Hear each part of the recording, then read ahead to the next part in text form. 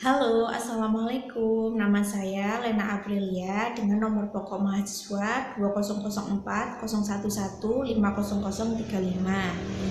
Saya berasal dari Prodi Pendidikan Anak Usia Dini semester 1 kelas kerjasama. Pada tugas kali ini, saya akan mereview mata kuliah Pendidikan Kewarganegaraan. Materi pertama yang saya akan review adalah tentang menelusuri konsep dan agensi wawasan Nusantara. Wawasan Nusantara bisa kita bedakan dalam dua pengertian, yakni pengertian etimologis dan pengertian terminologi. Secara etimologi, kata wawasan Nusantara berasal dari dua kata, wawasan dan Nusantara. Wawasan dari kata wawas, yang artinya pandangan, sementara kata Nusantara merupakan gabungan kata Nusa yang artinya pulau dan antara. Penggabungan kata Nusa dan Antara menjadi kata Nusantara dapat diartikan sebagai kepulauan yang di antara laut atau bangsa-bangsa yang dihubungkan oleh laut. Berdasarkan terminologis, wawasan Nusantara merupakan pandangan bangsa Indonesia terhadap lingkungan tempat berada termasuk diri bangsa Indonesia itu sendiri. Yang kedua, saya akan menjelaskan tentang sumber historis, sosiologis, dan politik tentang wawasan Nusantara. Latar belakang historis wawasan Nusantara. Wawasan Nusantara bermula dari wawasan kewilayahan dengan dicetuskannya Deklarasi Juanda tanggal 13 Desember 1957. Inti dari deklarasi adalah segala perairan di sekitar di antara yang menghubungkan pulau-pulau yang termasuk negara Indonesia dengan tidak memandang luas atau lebarnya wilayah daratan negara Indonesia. Dengan demikian, bagian dari perairan pedalaman atau nasional yang berada di wilayah kedaulatan mutlak milik negara Indonesia.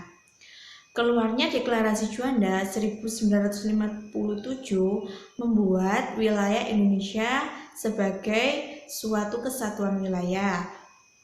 Laut bukan lagi pemisah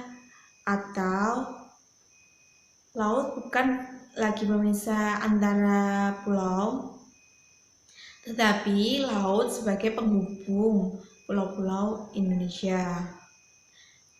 Latar belakang sosiologis wawasan Nusantara. Berdasarkan sejarah, wawasan Nusantara bermula dari wawasan kewilayahan.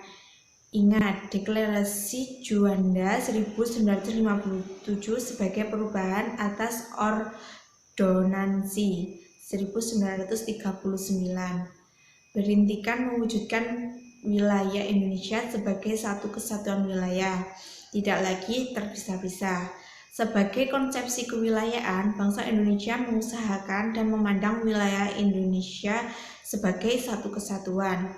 Lahirnya konsep wawasan Nusantara juga dilatar belakangi oleh kondisi sosiologis masyarakat Indonesia. Berdasarkan kondisi sosial budaya masyarakat Indonesia, wawasan Nusantara yang pada awalnya berpandangan akan kesatuan atau keutuhan wilayah diperluas lagi sebagai pandangan akan persatuan Indonesia. Bangsa Indonesia tidak lagi terpecah-pecah dalam banyak bangsa. Untuk mewujudkan persatuan bangsa itu dibutuhkan penguatan semangat kebangsaan secara terus-menerus. Secara sosiologis, masyarakat Indonesia dan juga keberlangsungan penjajahan yang memecah belah bangsa telah melatar belakangi tumbuhnya semangat dan tekad orang-orang di wilayah Nusantara ini untuk bersatu dalam satu nasionalitas. Satu kebangsaan, yakni bangsa Indonesia. Semangat bersatu itu pada awalnya adalah bersatu dalam berjuang membebaskan diri dari penjajahan dan selanjutnya bersatu dalam wadah kebangsaan Indonesia. Selanjutnya, latar belakang politis wawasan Nusantara. Secara politis, ada kepentingan nasional bagaimana agar wilayah yang utuh dan bangsa yang bersatu ini dapat dikembangkan, dilestarikan, dan dipertahankan. Wawasan Nusantara pada dasarnya adalah pandangan geopolitik bangsa Indonesia. Geopolitik secara tradisional didefinisikan sebagai studi tentang pengaruh faktor geografis pada tindakan politik. Geopolitik dimaknai sebagai ilmu penyelenggaraan negara yang setiap kebijakannya dikaitkan dengan masalah-masalah geografi, wilayah, atau tempat tinggal suatu bangsa. Geopolitik adalah ilmu yang mempelajari hubungan antara faktor-faktor geografi, strategi, dan politik suatu negara. Selanjutnya, saya akan menjelaskan tentang esensi dan urgensi wawasan Nusantara. Esensi dari wawasan Nusantara adalah kesatuan atau keutuhan wilayah dan persatuan bangsa, mencakup di dalamnya pandangan akan suatu kesatuan politik, ekonomi, sosial budaya, dan pertahanan keamanan. Wawasan Nusantara merupakan perwujudan dari sila keempat Pancasila, yakni Persatuan Indonesia. Bangsa Indonesia sebagai kesatuan juga memiliki keunikan, yakni memiliki keragaman suku, memiliki jumlah penduduk yang besar, memiliki keragaman ras, agama, dan kebudayaan. Konsep wawasan Nusantara menciptakan pandangan bahwa Indonesia sebagai satu kesatuan wilayah merupakan satu kesatuan politik, sosial budaya, ekonomi, serta pertahanan dan keamanan.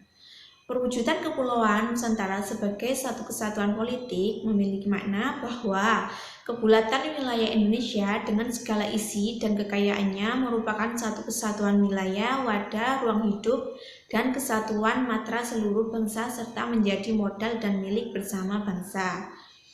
Perwujudan Kepulauan Nusantara sebagai satu kesatuan ekonomi memiliki makna bahwa kekayaan wilayah Nusantara, baik potensial maupun efektif, adalah modal dan milik bersama bangsa, dan bahwa keperluan hidup sehari-hari harus tersedia merata di seluruh wilayah tanah air. Perwujudan Kepulauan Nusantara sebagai satu kesatuan pertahanan dan keamanan memiliki makna bahwa ancaman terhadap satu pulau atau satu daerah pada hakikatnya merupakan ancaman terhadap seluruh bangsa ini. Demikian review dari saya. Apabila ada salah kata, mohon dimaklumi. Wassalamualaikum warahmatullahi wabarakatuh.